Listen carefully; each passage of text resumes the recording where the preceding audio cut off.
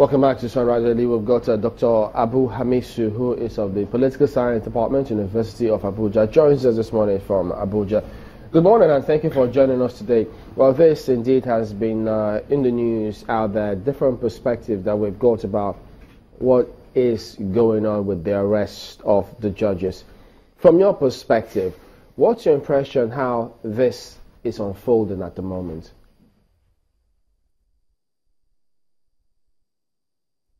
Well, thank you very much. It is quite interesting that we've got a lot of persons commenting on the arrest of the judges. And I think for me, the controversies it has generated shows that Nigerians are really following the process. But for me, again, I think the issue has to do with mostly the method the government has employed to arrest the judges. There are a lot of persons that have the view that, okay, these are honorable men, in quote, honorable in quote, these are honorable men that ought not to be humiliated by going into their homes at night to arrest them. And most of these persons that are speaking felt that majority of these persons, because they occupy high position within the hierarchy of leadership in Nigeria, ought to be treated with utmost caution and respect by inviting them. But again, what these people fail to understand is that the DSS, which is at the beck and call of the President of the Federal Republic of Nigeria, reserve the right, based on the fact and evidence before them, to choose a mode of arrest that will aid the investigation. Don't forget the fact that there is act or decree, whatever you want to call it, establishing the DSS, which detail the functions they ought to perform. And part of the function is for them to prevent, when called upon by Mr. President, any threat that amounts to what the president feels could threaten national security. So coming from that perspective, it's a secret organization. We'll be lauding them for what they've been doing. They'll be picking up Boko Haram members. We never question them how they plan this very particular raid. The most important thing is we should ask ourselves this question. Is it the method that we want or result? Because one thing in Nigeria is this. We want the elimination of corruption, but we are saying that the method that has been employed is, to say the least, an abuse of the rights of these persons. But their right stopped where the right of Nigeria begins. I think you just answered the question. I haven't seen any Nigerian that has come up to say he or she wouldn't be happy or a happier person if the government continues the fight against corruption. You just talked about the method, the process. For many, they say, well, it's akin to going about a good thing the wrong way. How would you have loved to see this done by the SSS?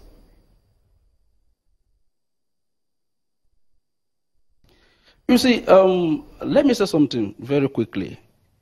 The problem with us in Nigeria is the fact that we always want things to be done in our own way, our ways.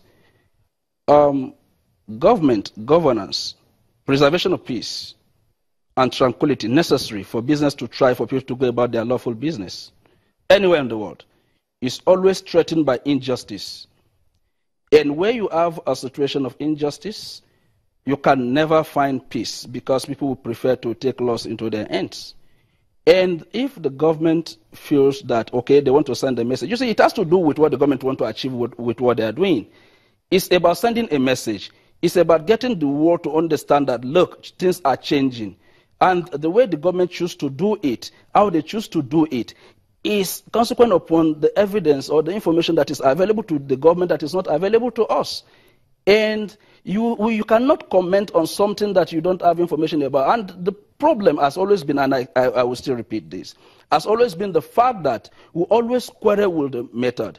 Now, the rule of law that we always hide under to perpetrate all crimes in Nigeria guarantees the police to arrest, for instance, Chamberlain, once Chamberlain has been suspected to have done anything at the middle of the night, anywhere possible that he is found, the law never specified that, okay, if you commit offense, you should be invited, or you must be invited, or in fact, inviting you is a courtesy that's supposed to be given, that is extended to you. So it all depends on the gravity of the offense, the message the government want to send, how they want people to react to it, and then the question of method is always at the discretion of somebody who is executing anything, be it project, be it building, be it anything. So the methodology, for instance, you came to the studio today, the ownership of this very particular media outfit never told you that, okay, these are the processes and procedures you must follow in order to get this program across to Nigerians. So the question of methodology is always at the discretion of the person that is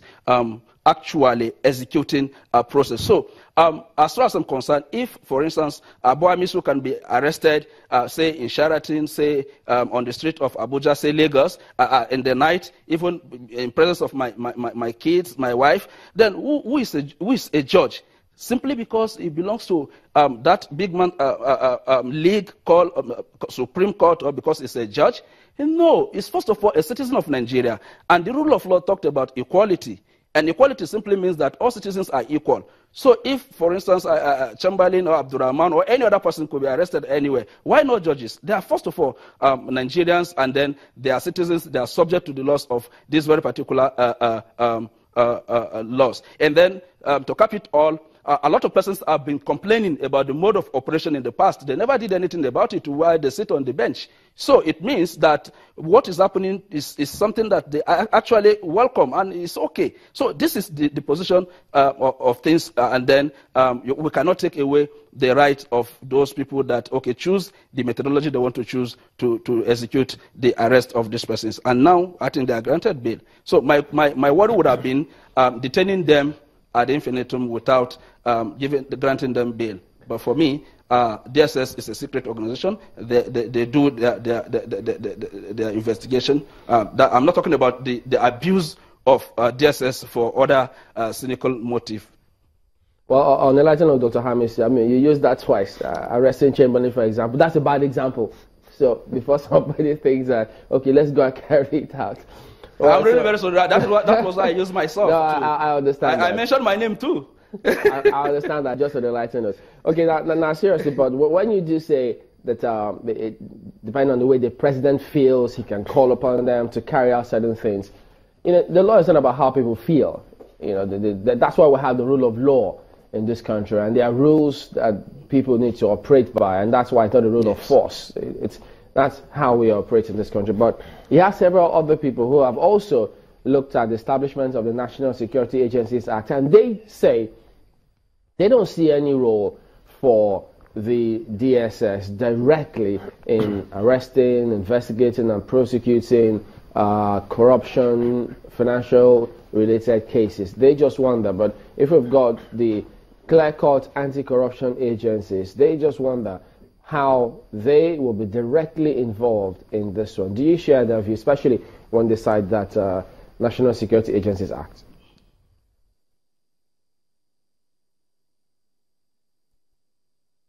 You see, let us not continue to flog this issue.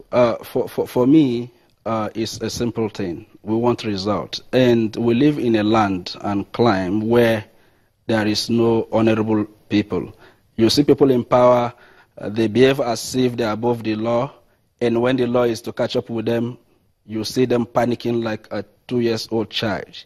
We live in a climate that lying is the hobby of most of the people that occupy public offices.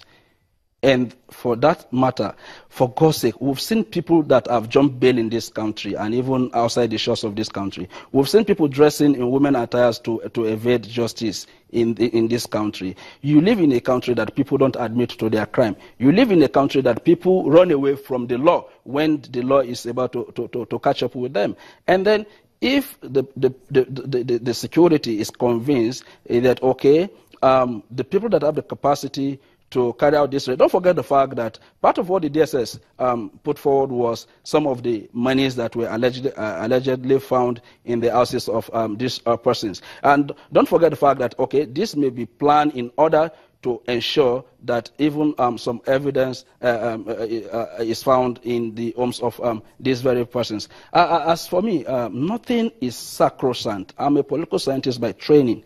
And for me, law is mutable.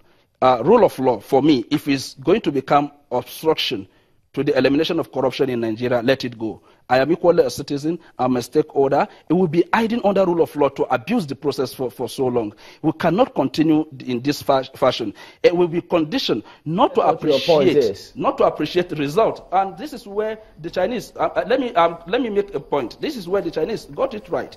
When Deng Xiaoping